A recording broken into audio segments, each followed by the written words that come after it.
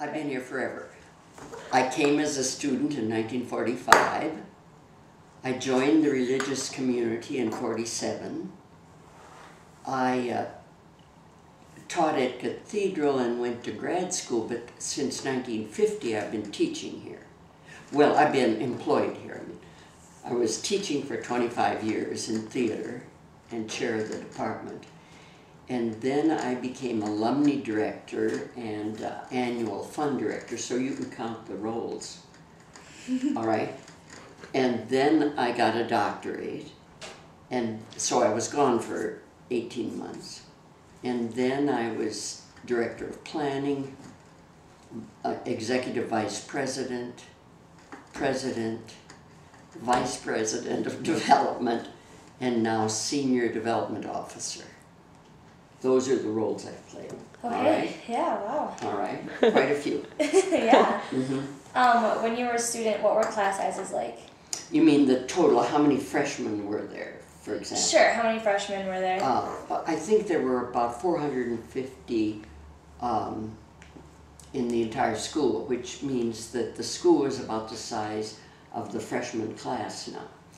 That was not unusual at that time. We were a small school, but we claim to be a small school now, and we're medium-sized.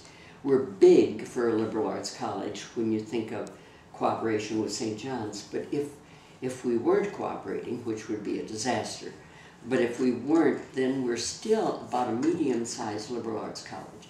We were a small liberal arts college then, but 450 was not unusual. And for Protestant, some fundamentalist Protestant colleges now, they're about 500. So that's very small, however, now. But it was at a sensible size then. And then how about like individual classes? Individual classes, like they ranged from, in my memory is they ranged from 2, which was very unusual, but if it was something you had to have, 2, 30. So pretty decent. It's about the same. Yeah. Mm-hmm. Hi. And? What was the pageant like? Well, the pageant was really an event that was to introduce the freshman class to the Benedictine heritage of the place. The script was written by Sister Mariella Gable, who was an English professor, a brilliant English professor, who in her studies, I think at Cornell, discovered that the whole Benedictine tradition from the 6th century on made a rich contribution to culture, and she had not understood that as a student or as a sister here. So she decided to create something that would introduce freshmen to the tradition. So it was a combination of choral reading, maybe 70 people in a big choral group, and then students dancing as flames, as peasants, as scholars, that's about it, I think.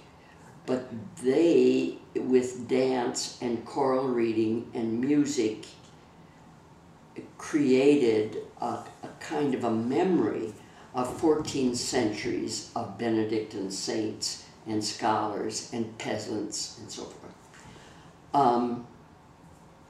We did it for, I forget how many years, but you probably know. Because at a certain point, once we began to cooperate in our classes with St. John's, there was no possibility of continuing. It took 2 weeks of rehearsal.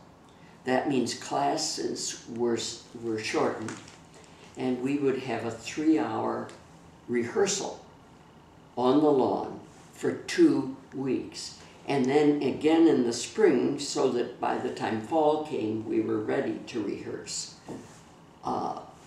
In no way could we shorten classes. Right. And so to say, are you going to recreate it? Think of it.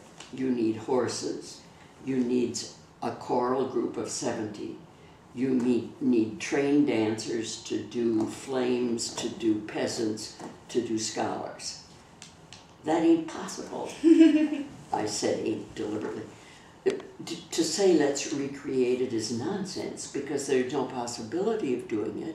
Where would you get where would you get a freshman class of what we had was 200 to learn to march? Where are you going to get 2 weeks of rehearsal? I mean, it's not a discussable thing. Besides,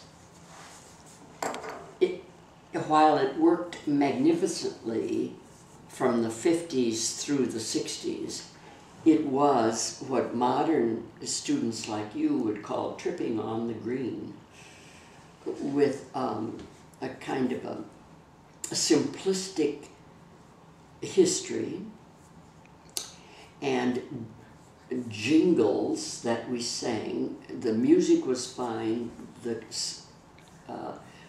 text is memorable, but not necessarily historically accurate. And the kind of celebration it was something popular in the 50s and 60s, but I did show a film of this in the 80s to a class, and they rolled in the aisle with laughter. They found it totally amusing. Now, those of us who participated in it loved it. It was transforming for me. It led me to understand when I received the torch that I was receiving a great legacy and that I had an obligation to study hard to deserve this. Now, what we need is not, in order to recreate that experience that's memorable for people like me and younger, we need something different, not it. But it would be wonderful if the freshman class, Johnny's and Benny's, could be introduced in a memorable way, an emotional way, an intellectually engaging way to cause freshmen to be committed to this great heritage. That would be a great thing. But this is not the answer as far as I'm concerned. It was wise of us we had to discontinue it because of the Johnnies. But it had run its course, I think. Now, not everybody thinks that because they remember it with such pleasure. But they remember something. Ice cream when I was a child, ice cream was marvelous. I've never been able to buy any ice cream to be comparable. Not because that was better, but because my memory of it was better, because we had it so rarely. So when people beg to recreate it, they need to rethink it too. So you're saying that it was beneficial for you, but and for generations. Right, but you wouldn't suggest us reinstating it. You couldn't. But maybe something else. Something else. Okay. Something else. Okay. You're right. Something creative in the 21st century. To give us the same feeling that it gave you. Right, and the same knowledge that it gave us. That'd be a great contribution. Different music, for heaven's sakes, and a different script, and maybe not even that, I mean, I don't know how it should be done. It has to be a different experience, or you'll laugh at it.